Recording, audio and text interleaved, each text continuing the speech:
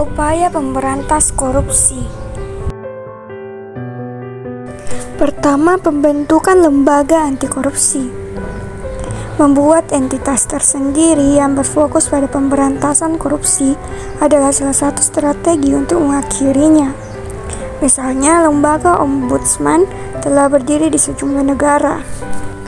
Parlemen Swedia pertama kali mendirikan organisasi ini pada tahun 1809 dengan nama Justitieombudsmannen.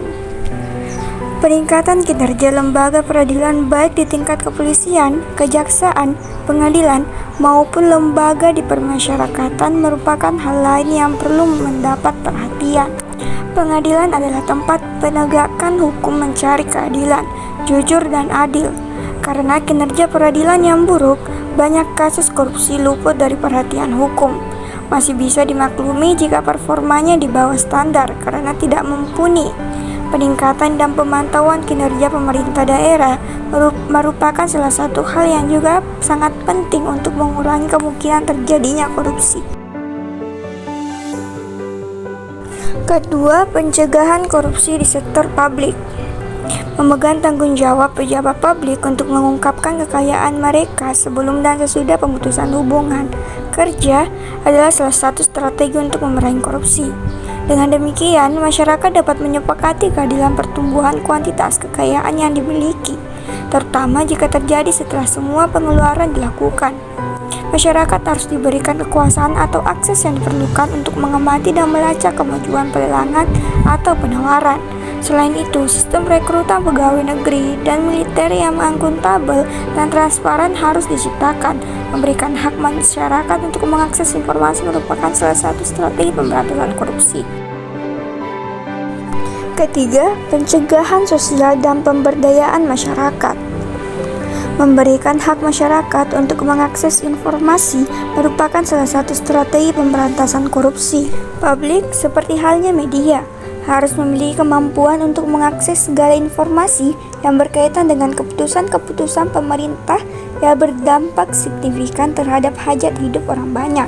Undang-Undang Nomor 13 Tahun 2006 tentang perlindungan saksi dan korban.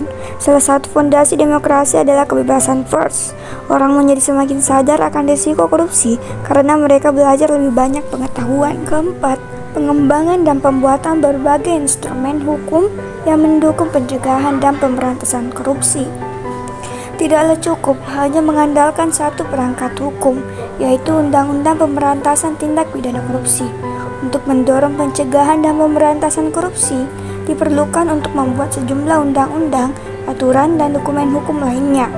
Undang-Undang Tindak UU Perlindungan Saksi dan Korban merupakan salah satu perangkat hukum yang diperlukan untuk melindungi saksi dan korban tindak pidana korupsi.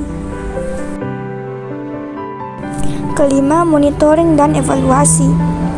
Melakukan pemantauan dan penilaian merupakan tugas krusial tambahan yang harus diselesaikan dalam rangka pencapaian pemberantasan korupsi. Yang terbaik adalah terus berjalan jika rencana atau program Anda berhasil. Mereka yang gagal perlu menentukan alasannya. Ketika memutuskan pendekatan, rencana, inisiatif, dan program untuk memberantas korupsi di negara kita dapat mengambil inspirasi dari keberhasilan dan kegagalan negara lain. Keenam, kerjasama internasional. Kerjasama internasional atau kerjasama dengan negara lain dan LSM internasional adalah tindakan lain yang harus dilakukan untuk memberantas korupsi. Upaya pemberantasan korupsi di Indonesia. Ada indikasi bahwa korupsi di pemerintahan semakin merajalela. Militer nomor PRT PM 06/1957 menjadi landasan hukum pemberantasan korupsi pada masa Orde Lama. Kitab Undang-Undang Hukum Pidana sudah tidak mampu lagi menyikapi meluasnya korupsi, sehingga istilah korupsi akhirnya mendapat pengakuan hukum. Di Indonesia, korupsi bukanlah hal baru. Walaupun tidak menggunakan kata korupsi secara langsung, korupsi sudah ada sejak zaman raja-raja sebelumnya. Korupsi terus tumbuh subur setelah masa kemerdekaan. Ketika Indonesia mulai membangun dan menuntaskan kemerdekaan, mengganggu jalur pertumbuhan nasional. Sangat menarik untuk melihat masing-masing undang-undang dan peraturan terkait korupsi yang dibuat dan diterapkan oleh Indonesia secara terpisah.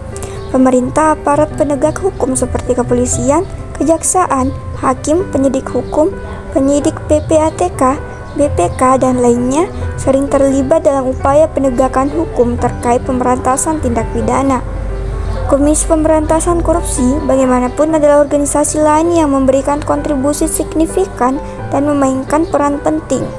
Komisi pemeriksa mengevaluasi untuk melakukan penilaian terhadap kekayaan penyelenggara negara sebelum, selama, dan sesudah masa baktinya, sebagai bagian dari tugasnya untuk memberantas praktik KKN. Pemeriksaan tersebut selanjutnya akan disampaikan kepada instansi yang bertanggung jawab untuk ditindaklanjuti jika setelah pemeriksaan ditemukan adanya indikasi praktik KKN.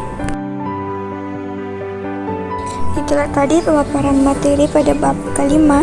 Selanjutnya sampai ketemu di bab berikutnya.